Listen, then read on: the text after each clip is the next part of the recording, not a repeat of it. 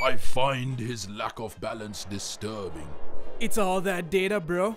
With SLT mega deals, he's got double data for the next 2 months. Making headlines on First at 9. No reprieve. 70,000 persons distressed in heavy deluge in the northern province. Queue of elections. The SLFP highlights the need to hold 3 elections next year. Budget preparations. Minister of Finance and Mass Media Mangala Samaraveera says that the 2019 budget will be presented in Parliament by January next year. Cost of public transport. Bus fares to be reduced by 4% on Wednesday. However, there is a cap. Another shock. Indonesia residents bracing for another quake. මේ උත්සව සමයේ smart Android තාක්ෂණයෙන් එන singer විස්ටා TV එකක් මිලදී ගන්නා ඔබට හිත පිරෙන්න වාසි රැසක් ඕනෑම singer ප්‍රදර්ශනාගාරයකින්.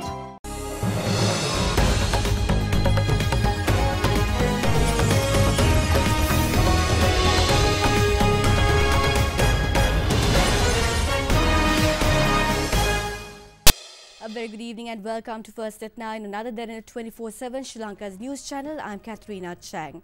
Now on to your top story tonight. Opposition leader Mahinda Rajapaksa highlights the need for change in the economy given the circumstance in which people live in hardship.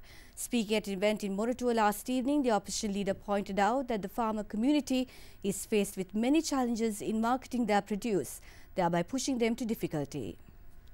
A Christmas zone organised by the Moratuwa Municipal Council was declared open by opposition leader Mahinda Rajapaksa last evening.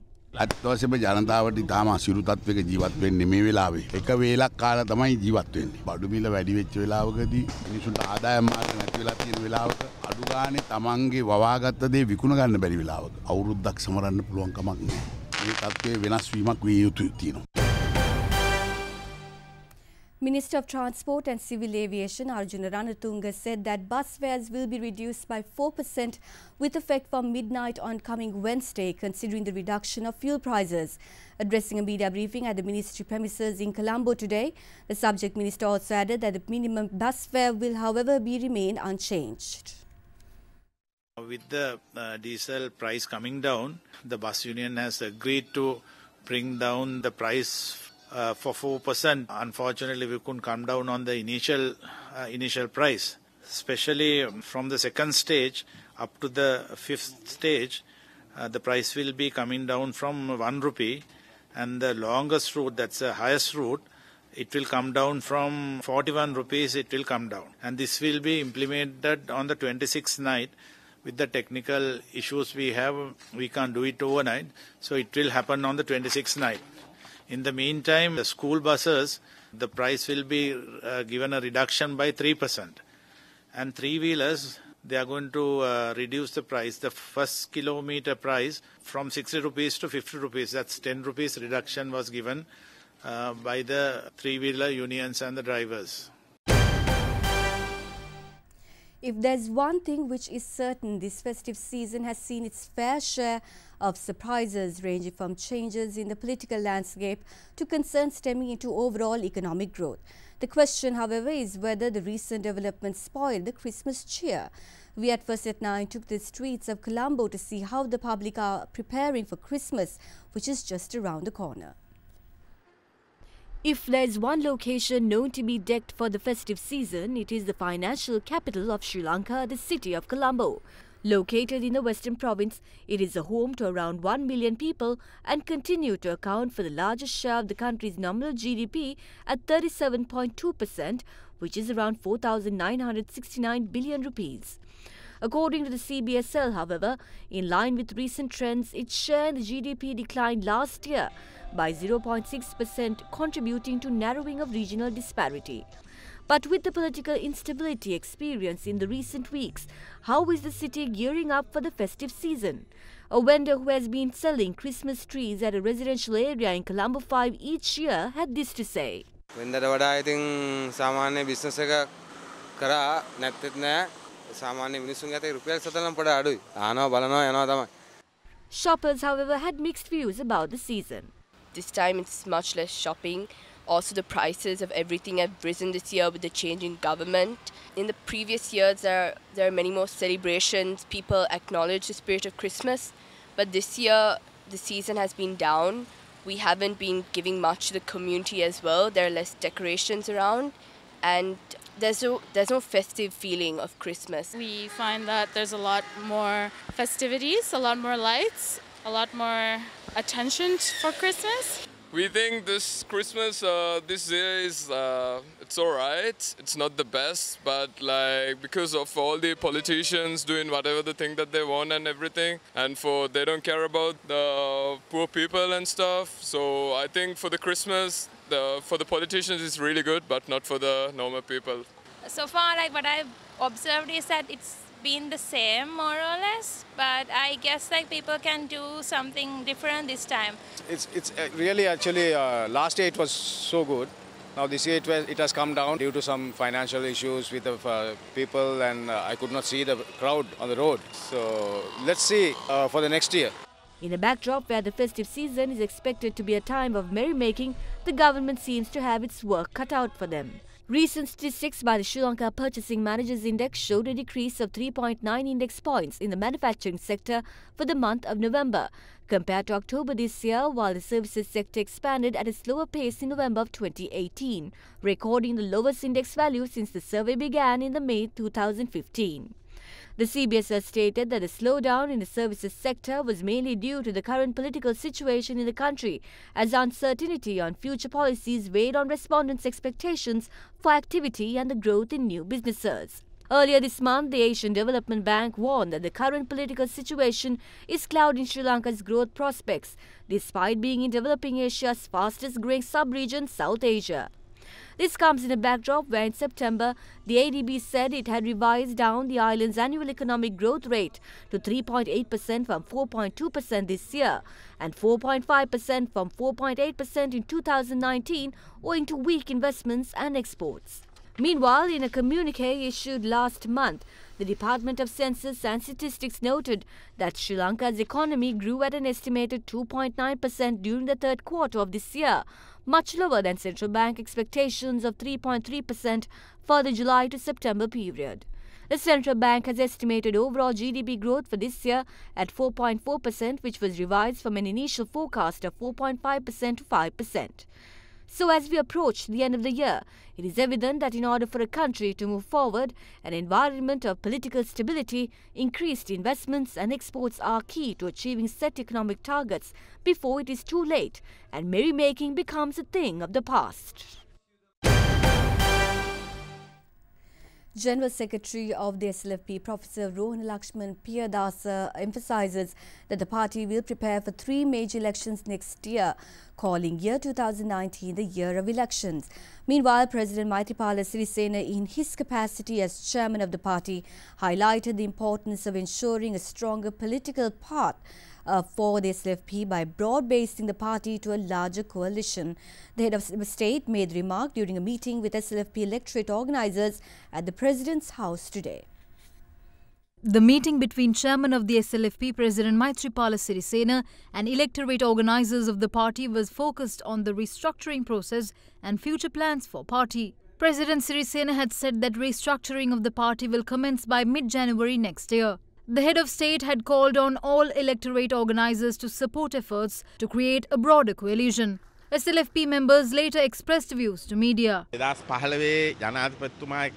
එලියට බැස්ස පිරිස් ජනාධිපතිතුමා එක්ක එකතු වෙච්ච පිරිස් වමේ පක්ෂ වලින් කැඩිලා ඇවිල්ලා ජනාධිපතිතුමා එක්ක එකතු වෙච්ච පිරිස් සහ අලුත් පක්ෂ ඒ වගේම වෘත්තිකයන්ගේ සංවිධාන මේ සේරමත් එක්ක අපි දැන් සාකච්ඡා ආරම්භ කරලා තියෙන්නේ අපි හිතන්නේ පුළුල් ජාතික සංවිධානයක් හදන්න පුළුවන් ඒ වගේම අපි දන්නවා විශේෂයෙන් අගමැති රනිල් වික්‍රමසිංහගේ වැඩපිළිවෙලට එකඟ නැති මේ රටට ආදරය කරන දේශප්‍රේමී අය ගොඩක් එක්සත් ජාතික පක්ෂයේ ඉන්නවා අපි ඒ අයත් එක්කත් කතා කරමු අධිකාර ජනාධිපතිතුමා ප්‍රකාශ කරා ජනවාරි මාසයේ අලුත් සංවිධායකවරුන් පත් කරලා පක්ෂපේ සංවිධාන වැඩපිළිවෙල අපි සාකච්ඡා කරලා දැනට සම්පූර්ණයෙන් අවසන් කරලා තියෙනවා. ඒ ක්‍රියාත්මක කිරීම අලුත් සංවිධායකවරුන් පත් කරමින් පස්සේ ආරම්භ කිරීම සඳහා අවශ්‍ය කරන කටයුතු ටික ලෑස්ති කරන්න 2019 මැතිවරණ පැවැත්වෙන වර්ෂයක් බවට පත් වෙයි. මෛත්‍රීපාල සිරිසේන මැතිතුමා සහ මහින්ද රාජපක්ෂතුමාගේ දේශපාලන දීගය දැන් බොහොම ස්ථාවරව දේශපාලන වශයෙන් වැඩපිළිවෙලක ඉස්සරහට යන වැඩපිළිවෙල. අද උදේ එක්සත් ජනතා නිදහස් සන්ධාන විධානසභා රැස් වෙනකොට අතවුල්ල මහත්තයලා, තොණ්ඩමන් මහත්තයලා, ඒ වගේම ඩග්ලස් දේවානන්ද මහත්තයලා පවා සන්ධානයේ විධායක සභා රැස්වීමට අද ආව ආරාධිතයන් හැටියට. පේන්නේ අගමැති මහින්ද රාජපක්ෂට වඩා විපක්ෂ නායක මහින්ද රාජපක්ෂ මුම්බයියි. අයියේ බය මෛත්‍රීපාල සිරිසේන මැතිතුමා සහ මහින්ද රාජපක්ෂ සුසංගමගේ එකමුතුව දිගටම ගියොත් එක්සත් ජාතික පක්ෂය පළාත් සභා මැතිවරණත් ජනාධිපතිවරණත් පාර්ලිමේන්තු මැතිවරණත් ඔක්කොම කුජිතුයි. ඇඩ්‍රස් නැතිව පරදිනවා. Meanwhile, earlier in the day, the executive committee of the UPFA convened at the President's house in Colombo. All political parties in the alliance gathered for the meeting headed by the head of state. ඉදිරියේ දැවන්ත සන්ධානයක් ගොඩනගලා රාජ්‍ය බලය ලබා ගැනීම සම්බන්ධව තමයි අපි පුළුවන් සාකච්ඡා කරේ. Following these meetings, a special media briefing was held at the headquarters of the SLFP today. බහුතරය ජනාධිපතිතුමාත් එක්ක එකඟ වුණා. අපි ආණ්ඩුවට යන්නේ නැහැ. තනි තනියම යන්නෙත් නැහැ. ඉතින් ඒක උල්ලංඝනය කරලා කවුරු ගියා නම් ඒ කියන කාරණාවලට දැන් දඬුවම් ලැබිලා තියෙනවා.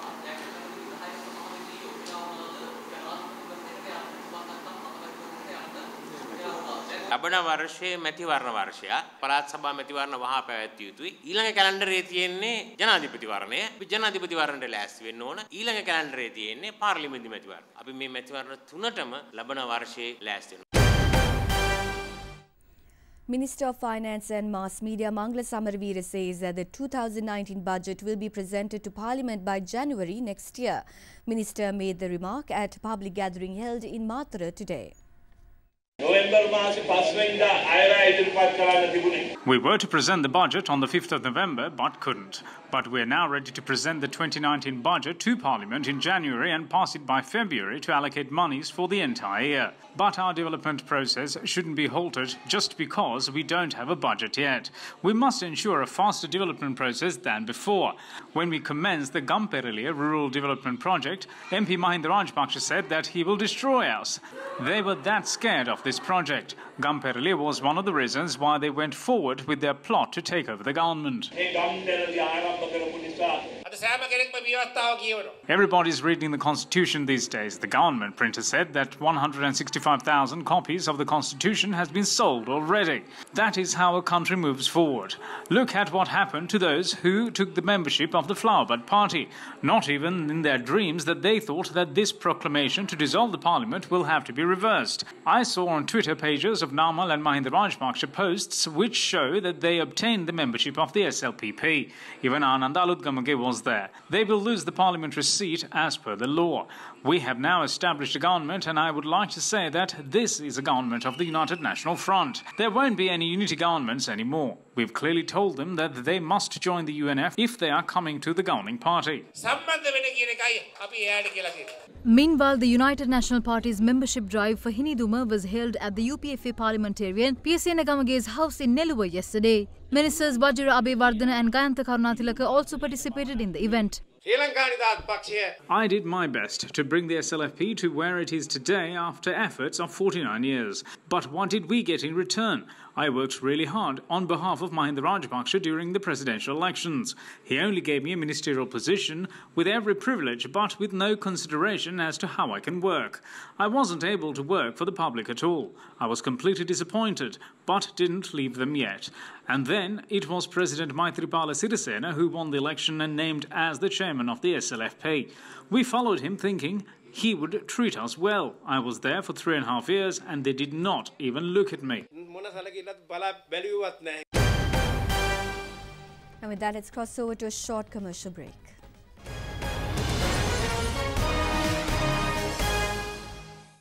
You are watching Sri Lanka's award-winning news channel, Derana 24/7.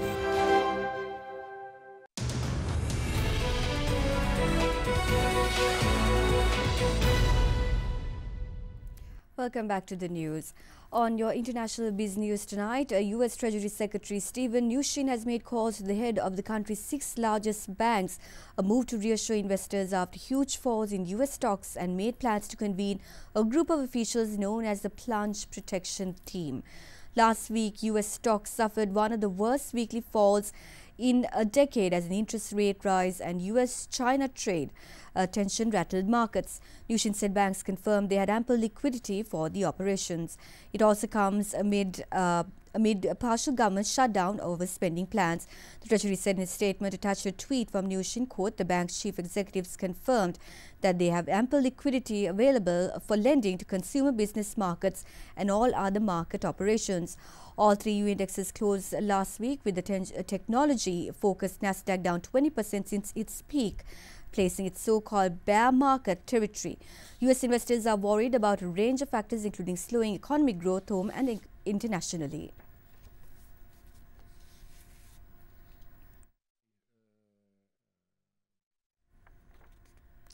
The United Arab Emirates Energy Minister Shoaib Al-Mazuri said yesterday that OPEC and allied oil producers are ready to hold an extraordinary meeting and will do what is needed in the current cut in oil output by 1.2 million barrels per day, which does not balance the market next year. Speaking at a news conference in Kuwait, Suhail went on to say that extending the output agreement signed in early December will not be a problem and producers will do as the market demands. The Organization of the Petroleum Exporting Countries and its Russia-led allies agreed earlier this month to slash oil productions by more than the market had expected. Still, oil prices fell on Friday to their lowest since the quarter of 2017 as global oversupply kept buyers away from the market ahead of holidays over the next 2 weeks. Al-Amar said oil market oversupply had fallen to 37 million barrels of crude in November from 340 million barrels in January 2017, when OPEC and its allies began cutting production in an attempt to lift the prices of crude.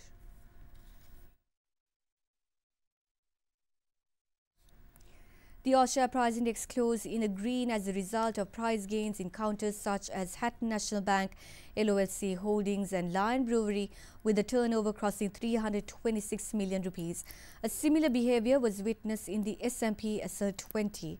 Let's now cross over to Achidan Srirangan from First Capital Holdings for a detailed picture. The stock market ended in green, reversing a negative sentiment witnessed for the last two trading sessions on the gain made by HNB and LOLC. All share price index witnessed a volatile uptrend movement throughout the day, closing an intraday high of 6,025, gaining 19 points. Turnover dipped compared to the previous day, with 87% of the turnover derived from Selangor Insurance Crossing. A net foreign outflow was witnessed amidst low foreign participation.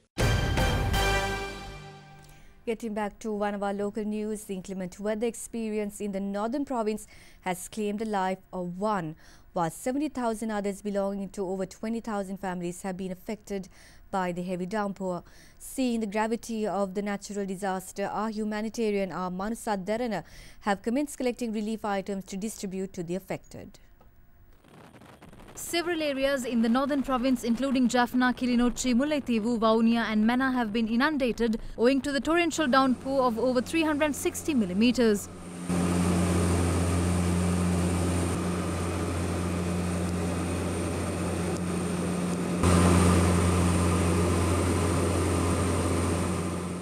$73,343 persons belonging to 22,823 families in the northern province have been affected due to the prevailing adverse weather condition, with one death reported from the Jaffna district.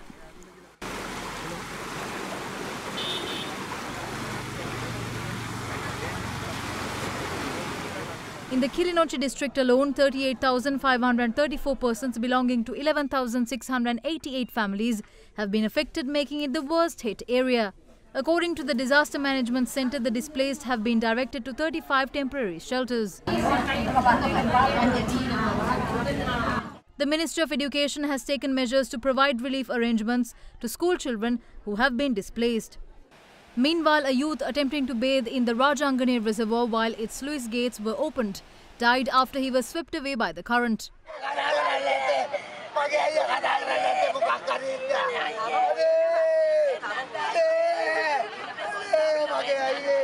The deceased was identified as an 18-year-old resident in Anuradhapura named Avishka Dilshan. Meanwhile, rough seas were witnessed in the coastal area of the northern province today.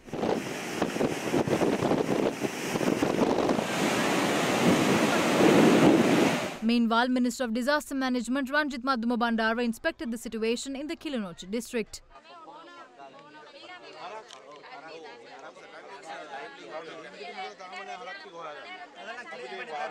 He also held discussions with government officials and instructed them to provide necessary requirements to the displaced.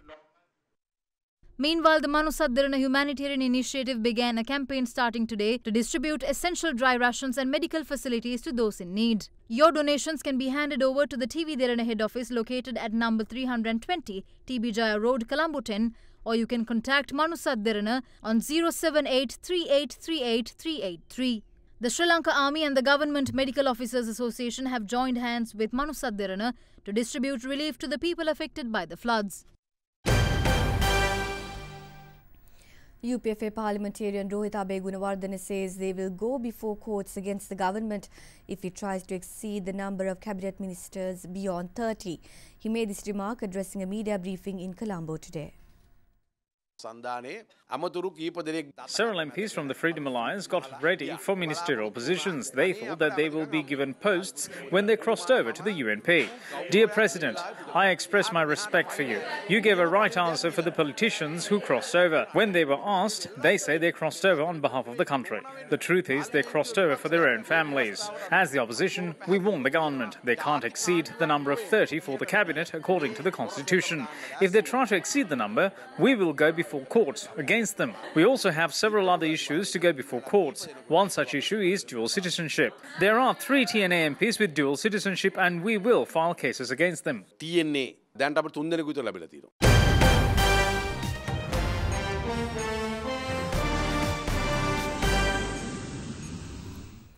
Following the devastating tsunami that hit Indonesia's coastal towns, the residents are now warned of a new tsunami. Thousands are instructed to keep away from beaches, especially near the Anak Krakatau volcano, which erupted yesterday. The death toll owing to the giant waves has risen to 373, while injuring over 1,000 people. Aerial footage today revealed the damage from a tsunami triggered by a massive underwater landslide on Indonesia's Anak Krakatau volcano. Video shot from a charter plane meanwhile captured the magnitude of the volcanic event in the Sunda Strait between Sumatra and Java. Rescue efforts are underway, but workers and ambulances are finding it difficult to reach affected areas because some roads are blocked by debris from damaged houses, overturned cars and fallen trees. Rescuers are using heavy machinery and their bare hands to search through debris in the hope of finding survivors. Nearly 12,000 coastal residents forcibly evacuated to higher ground, with a high tide warning extended to Wednesday. Health centers and hospitals surrounding area hit by the deadly tsunami are overwhelmed with patients as the death toll continued to rise and identification of victims was underway. Meanwhile, Indonesian President Joko Widodo visited Pandeglang today, the worst affected area on Java's west coast. President Widodo had highlighted the much-needed alert system for undersea landslides and volcanic eruptions, which can create deadly tsunamis. The timing of this tsunami over the Christmas season evoked memories of the Indian Ocean tsunami triggered by an earthquake on December 26th in 2004, which killed 226,000 people in 14 countries, including more than 120,000 in Indonesia. Former Pakistani Prime Minister Nawaz Sharif was sent back to jail today after fresh corruption conviction. Islamabad-based accountability court gave Sharif a 7-year term for having investments beyond his declared assets. Sharif, who denies any wrongdoing, was jailed in July in a different corruption case but bailed on appeal when the Islamabad High Court suspended his sentence in September. Ahead of the verdict today, Sharif's party, the Pakistan Muslim League, Nawaz had threatened to start a mass protest movement and disrupt parliamentary business if its leaders were sent back to prison. Former ruling party lost the general elections in July while Nawaz Sharif was in jail.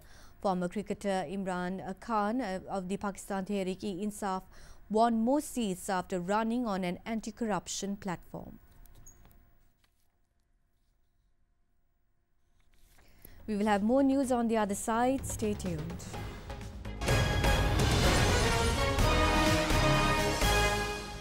You are watching Sri Lanka's premier news channel, Other Derana 24/7.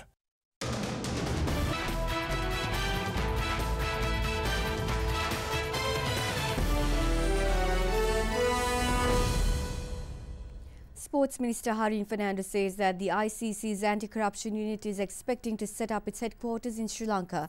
Responding to media today, he reiterated that his aim is to make cricket a clean and corruption-free sport. අපි ආදරය කරන cricket ක්‍රීඩාව තුළ වංචා දූෂණයන් විශාල ප්‍රමාණයක් එළි වෙමින් පවතිනවා. ඒ Alex marshal කියන ඇන්ටි කරප්ෂන් යුනිට් එකේ ප්‍රධානියාව මුණ ගැහෙනවා 27 වෙනිදා 11ට ඩුබායි වලදී. එතුමාලා බලාපොරොත්තු වෙන ශ්‍රී ලංකාව ඇතුළතම ඇන්ටි කරප්ෂන් යුනිට් එකේ හෙඩ් ක්වෝටර්ස් එක ලංකාවට ගේන්න. වගේම ඕස්ට්‍රේලියාව සංචාරයේ ඉඳලා අනිවාර්යයෙන්ම ලංකාවේ නාලිකාවක මේ තරඟ සියල්ල විකාශනය කරන්න පුළුවන් ක්‍රමවේදයක් අනිවාර්යෙන් සකස් කරනවා. ක්‍රිකට් සංගම් හදාගෙන ඒවා දේශපාලන තෝතන්නක් කරලා තිබීම තුළ ලංකාවේ ක්‍රිකට් සම්පූර්ණ වශයෙන් විනාශ වෙලා තියෙන කනගාටුව තියෙනවා. අහල සංගක්කාර එතුමන්ලා මම මුණ ගැහෙනවා. අර්ෂන් මහානාම සිතාත් එතුමන් යන කට්ටිය මුණ ගැහෙනවා. එතුමන්ලාගේ උදව් අවශ්‍යයි. ක්‍රිකට් පිරිසිදු තැනකට ගේන එක තමයි මගේ එකම ඉලක්කය. බවුන්සර් ගොඩක් වැටේ. උත්සාහයක් ගන්න ඕන කොහොම හරි කඩුල්ල නොදී සටන් කළා මේක ජයග්‍රහණය කරන්න. From serious cricketing matches to a light-hearted story concerning cricket. With Christmas set to dawn tomorrow, we have a story from Australia which depicts the true spirit of Christmas. Australia named 7-year-old Archie Schiller, a young cricket fan diagnosed with a rare heart condition, as their co-captain for the Boxing Day test against India, set to get underway on Wednesday at the Melbourne Cricket Ground. Archie Schiller, a young cricket fan diagnosed with a rare heart condition, was first informed of his call-up in the Aussie Test side during the recently concluded Test series between Australia and Pakistan. Aussie head coach Justin Langer announced the news to the young Archie. The 7-year-old leg spinner was involved in some net practice ahead of the first Test against India and has now joined the Aussie side for the Boxing Day Test at the MCG. Say hello. Hello. Oh, there he is. I've got some pretty special news for you. Do you know what it is? No. I'm really pleased to tell you, you've been picked in the squad for the Boxing Day Test match. Thank you. Hey, and the other thing is, mate, When the test match is on in Adelaide, we'll get you to come to the first training session with us, okay? we're going to see you in Melbourne for the... Boxing Day test. I'll get Brett Coley out. Get Cole, yeah, you'll be, get him easy. Easy, mate. Do you like batting or bowling more? Bowling. Do you? What do you bowl? Leg spin. On December 22nd, Schiller celebrated his birthday with his heroes as he was spotted inside the Australian dressing room. Later, Australian captain Tim Payne officially announced Archie's inclusion in the squad as the co-captain today. Archie was present during the announcement alongside Payne and Indian skipper Virat Kohli. You are watching Sri Lanka's #1 news channel, Other Derana 24/7. Moving on to your weather forecast for tomorrow, there are no signs of the northern part of the country getting some reprieve from heavy downpour, as showers or thundershowers are forecast in northern, eastern and north central provinces, with fairly heavy falls of above 75 millimeters expected in central Sabragamua and western provinces, as well as in Jaffna and Mullaitivu district. Misty conditions can be expected at some places in the central Sabragamua and western provinces during the mornings. Temporary localized strong winds can also be expected during these thundershowers.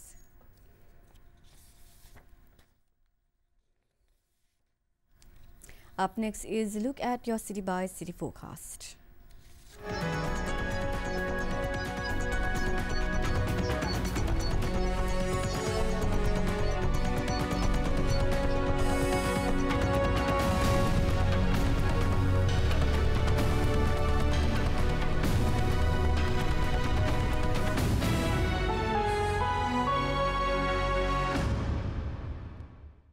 Well, that's all we have from Other Derana first at 9 for tonight. But before we go, we will bring you our special Christmas segment, Message of Hope. Good night.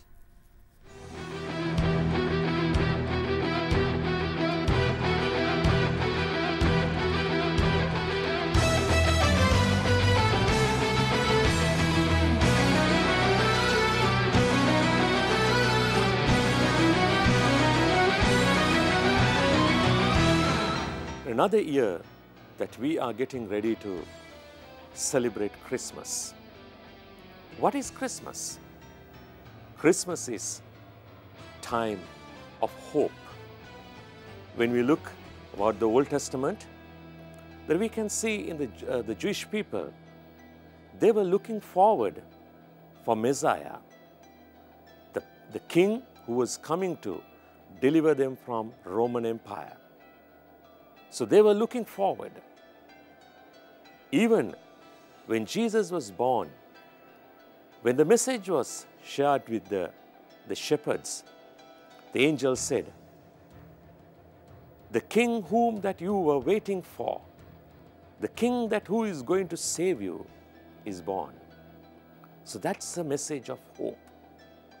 So my dear friends, this year, how are we getting ready ourselves to celebrate Christmas? Christmas is time of hope. So, what is the hope that what we have? Today when we look around, the Christmas has become a celebration. But when you think about celebration, yes, we have to celebrate. But look around what is around you.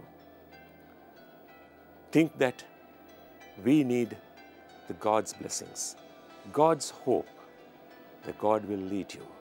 So let this Christmas will be a time of hope. May God bless you and God be with you.